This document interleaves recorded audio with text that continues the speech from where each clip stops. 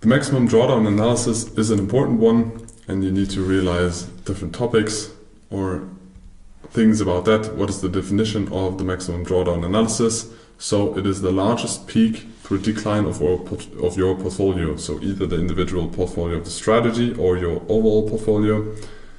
And it measures how much risk you generally have in your investment strategies or your financial decisions. It is determined by that percentage, by the drop from the highest to the lowest point you have in those simulations when you know your numbers or your real portfolio. The impact is you will lose confidence.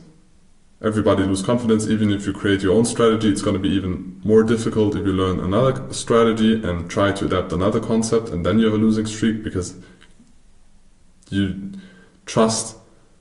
most people trust things, their own things most. So if you create something for your own, you will trust more, you'll have more confidence, and will be more easy to go through a bigger losing period or the maximum drawdown period. But if you learn from somebody else, it's going to be even harder. So you need always to set appropriate stop loss levels, because those, at some point you don't want to be wrong anymore.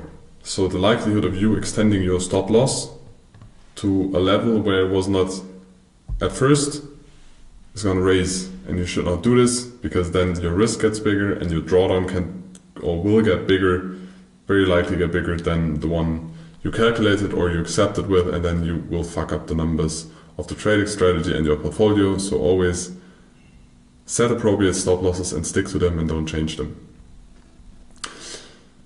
Either you can employ diversification, so you have different strategies, so it is more unlikely that you will have a losing streak in all of the trading strategies or investment decisions at the same time. You can start hedging or just raise your discipline. Just stick to it, and it's just discipline, but discipline is one of the hardest things for us humans, but that way you can minimize the drawdowns. So in conclusion, the drawdown analysis is crucial. So you do the simulations, you track the numbers, you know how high the losing streak can be, and you document the losing streaks in a journal, and also your emotions and your feelings. And either you have multiple strategies, so you have positive emotions and experience, because unlikely that all strategies have the same losing streak at the same time, or you start hedging, so you try to find strategies that are on the opposite side. For example, if your trading strategy tends to have losing streaks on markets rising continually, try to hedge with a passive investment part. And that way you can create resilience for your investment portfolio. All the rich people in the world diversify their capital. Of course, very often they get rich by focusing capital on one thing, either the business, either one investment decision, whatever. But you hear the success stories on the internet, but you don't hear all the failed stories, all the people that missed it.